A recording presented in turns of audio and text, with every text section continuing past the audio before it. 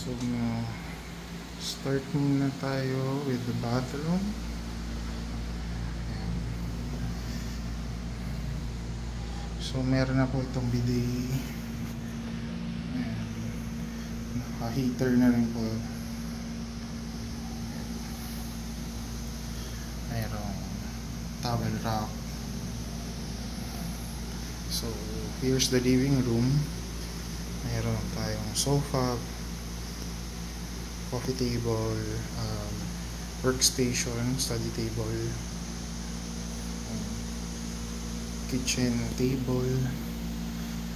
So may mga appliances na rin tayo, refrigerator, microwave, toaster, water heater, rice cooker, induction stove, tapos kitchen utensils, plates.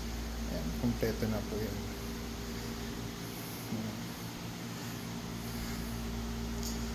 So, sa bedroom naman, bedroom 1. So, single po yung size ng bed frame with aircon na. Ang view pa natin yung kabilang building.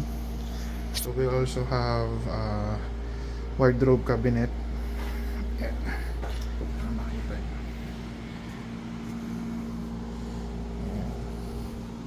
So, right now, may mga laman po siya na mga towels and blankets, extra pillows, hangers.